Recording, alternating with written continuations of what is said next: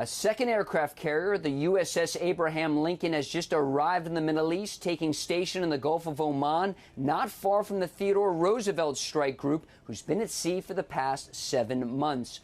Earlier, Israel's new ambassador to the United Nations said this will help deter Iran. It sent a very clear message to the Iranians: stay out of it, stay out of this war.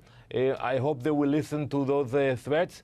But we need the support. Biden's top military advisor, the chairman of the Joint Chiefs of Staff, General C.Q. Brown, is in Israel Sunday to share intelligence and help coordinate efforts. He was in Jordan Saturday, as you can see here, meeting with his Jordanian counterpart. The U.S. Navy now has 2 carrier strike groups in the region. Both came from the Pacific, leaving none there right now. The Navy has also positioned 4 guided missile destroyers in the eastern Mediterranean to protect the skies over Israel from incoming ballistic missiles from Iran or potentially Yemen. Guided missile submarine Georgia, armed with over 150 Tomahawk cruise missiles, also remains in the Med. Here's New Jersey Democratic Senator Cory Booker earlier. We know the most urgent issue right now is ending this awful conflict in the Middle East, bringing about a ceasefire and stopping this from expanding to a wider arena. When it comes to those ceasefire negotiations, Senator Lindsey Graham had the following suggestion. If I were the state of Israel, I would tell the Ayatollah,